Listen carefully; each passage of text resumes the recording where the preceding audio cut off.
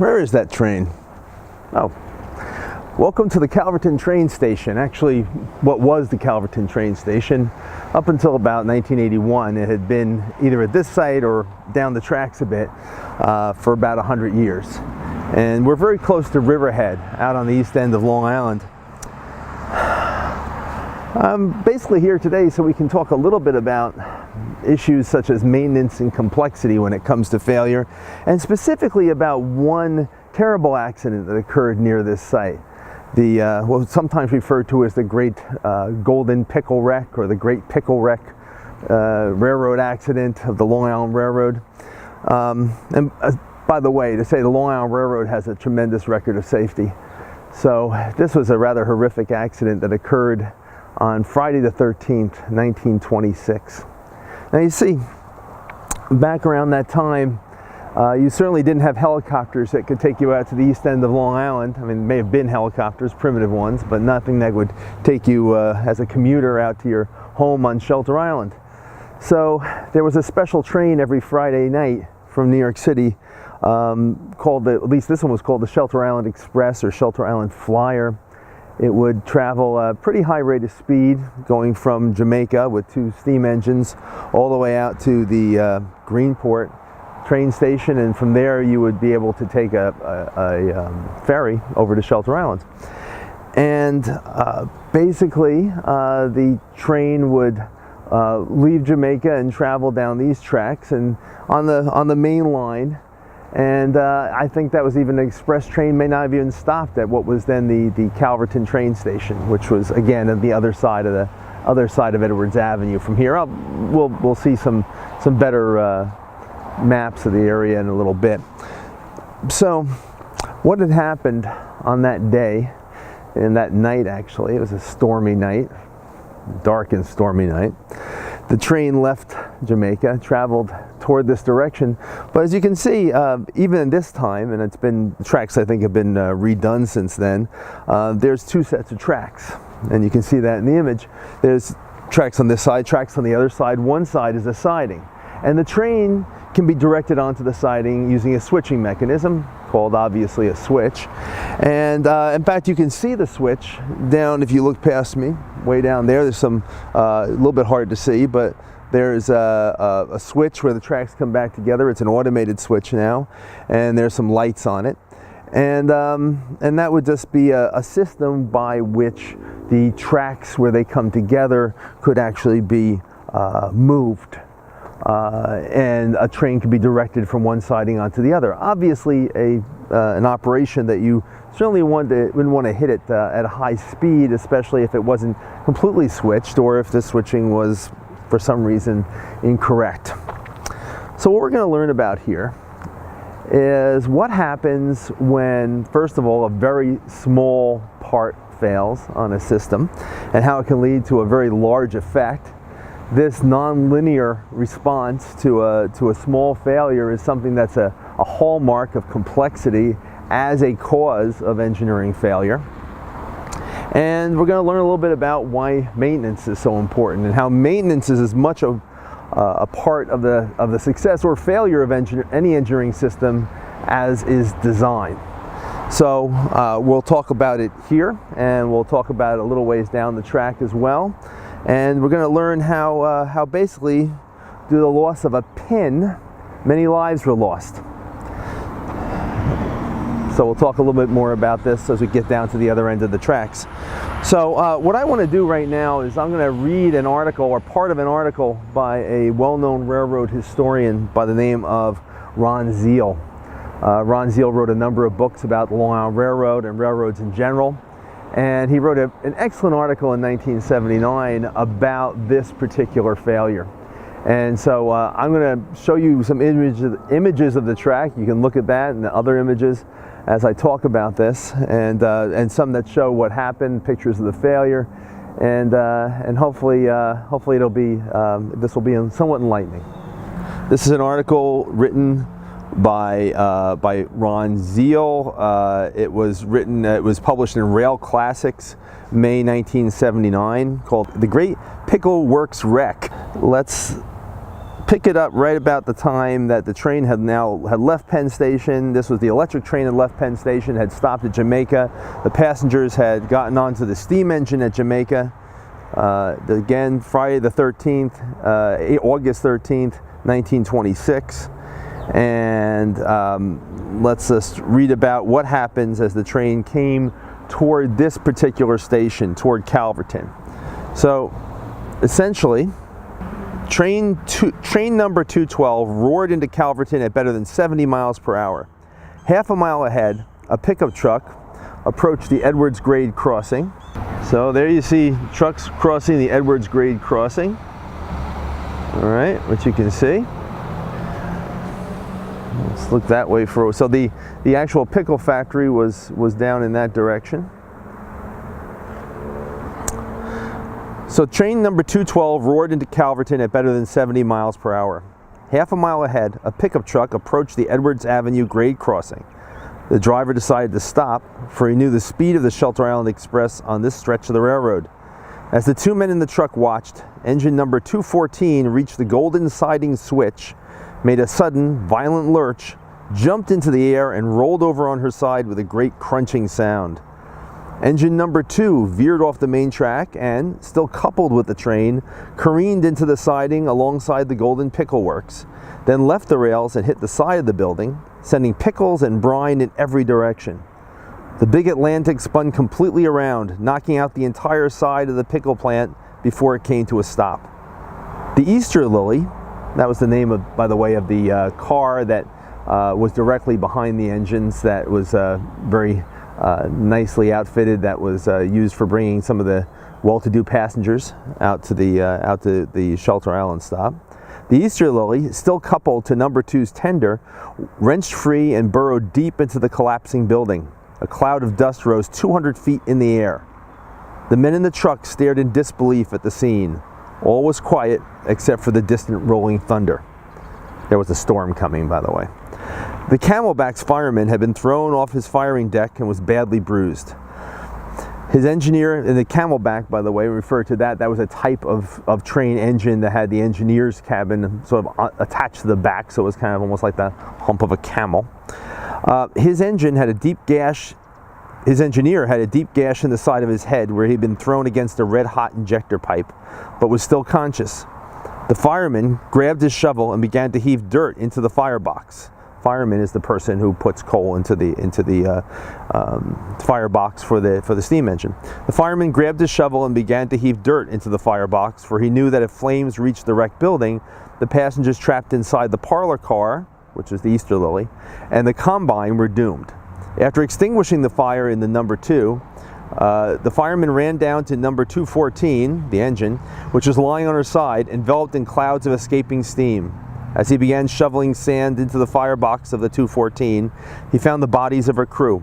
Squires and Montgomery, Squires had been the engineer, Squires and Montgomery had been pinned against the red-hot boiler backhead by several tons of coal.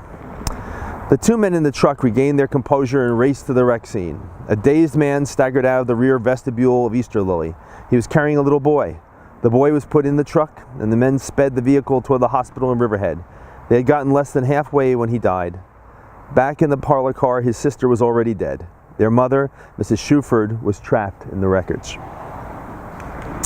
A few miles away at Camp Upton, the 62nd Coast Artillery Regiment was on maneuvers. The men had heard the Shelter Island Express pass, and they had heard the great crash as the engines left the rails.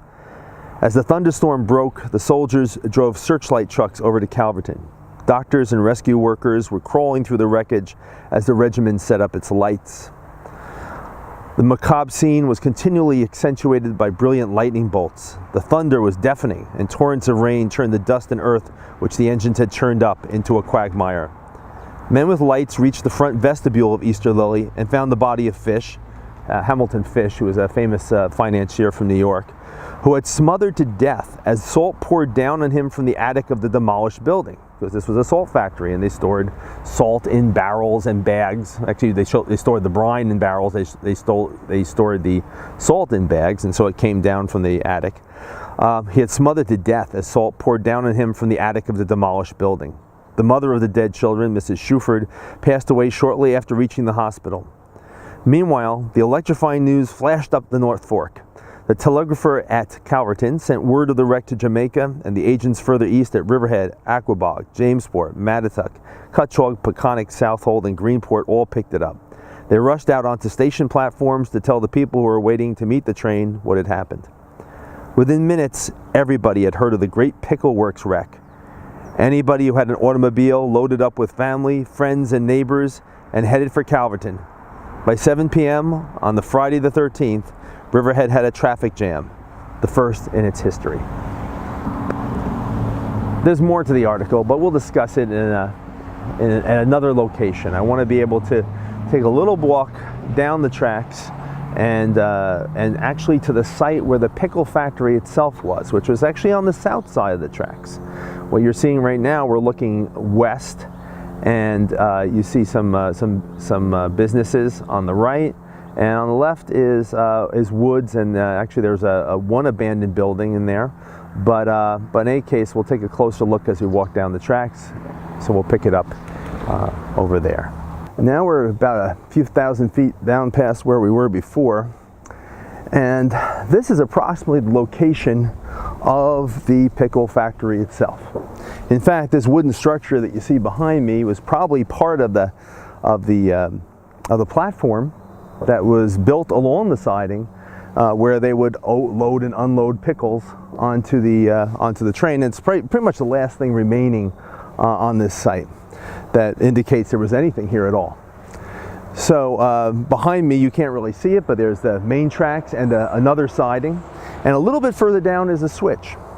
And it's approximately the same location. It probably was replaced. The sidings were changed over the years. But that switch, it was a standing switch, an upright switch that had rails at the bottom. So the switch could be churned, and these bars at the bottom would push the sets of rails back and forth to allow the train to either stay on the main line or go onto the siding. So what happened? Well, at least according to the inquiry that occurred afterwards, which at first exonerated the railroad, but later on there was a problem with that because turned out the coroner, who was part of the inquiry, was actually an employee of the Long Island Railroad. But in any case, they found out that there was a problem with maintenance. That I said before, this small object, a cotter pin, appeared to have been left out. So let me explain what the cotter pin does and why this loss of such a small item could lead to such a massive disaster. Okay, so come over here with this. So the cotter pin is designed to keep a bolt, a nut on a bolt. You can see this nut here. If I can, I'll turn it the other way. Well, two things I can show you. The bolt has a hole down the middle, which the cotter pin can pass through, and there's also a certain type of nut on here called a castle nut. It looks like a little castle or a castellated nut. Why would you use a cotter pin? Well, if you're bolting two things together very tightly, you would probably make the nut very tight on the bolt. However, if you wanted the objects to move relative to each other, and in the mechanism of a switch, there's a rail, a switch arm that pushes the rail back and forth. There's an upright part that rotates and churns gears that then churn the other part on this type of manual switch. And that all these have these parts that have to move relative to one another. So you might have bolts in place that have a nut that hold things together in a very important way so they can't come apart, but at the same time allows some degree of movement. So in that case, you want to put the nut on, but you want to prevent it from coming off by, say, putting a cotter pin through. So the castle nut can be churned on to a certain point, in this case, and the cotter pin placed through the hole. And of course now, no matter how much vibration there is from on other trains coming by or movement of the switch, the nut stays in place. However, let's see what happens if I remove the cotter pin, and let's see what vibration does now. So now there's still the hole going right through the notches in the castle nut, but I'll just start, vibrating this a little bit, and I could build a vibration table and vibrate it like you would in a test type situation, but let's just, we'll just, shake the whole thing up for a few minutes. And this may have been shaking up for days and hours and weeks, so I'm not, this is a very short-term test. So now, let's put the cotter pin back in, and where's the hole? The hole is missing. Well, the hole isn't missing, it's going behind the nut because the nut has rotated. So I actually have to rotate the nut back, went about half a churn just by shaking it, and now I can put the cotter pin back into place. So this is a wonderful example, a terrible accident, and a wonderful example of how engineers can learn from failure. You learn something about the nature of vibration and how that can affect a mechanism. You learn about complexity and how a small part can lead to a big disaster, and learn about maintenance and how maintenance can lead to a lack of maintenance can be just as important, if not more important, than a poor design in the first place. So obviously the engineers learn from this, the courts learn from it, the people learn from it, and sadly people lost their lives as a result. Well, not as a result of learning from it, but as a result of the accident. So there you have it, the great Long Island, the great Golden Pickle Works wreck of the Long Island Railroad. We're going to hear from the president of the Long Island, the Railroad Museum of Long Island, and he'll tell you about a few more things involving maintenance and railroads and the history of them. And hopefully, as we put this picture together, we can see that, as with all engineering systems, the system is open.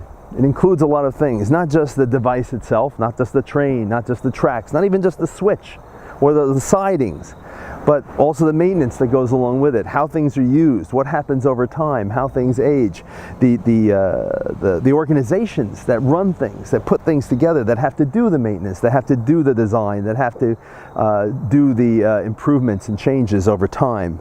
And then you have the greater society as a whole.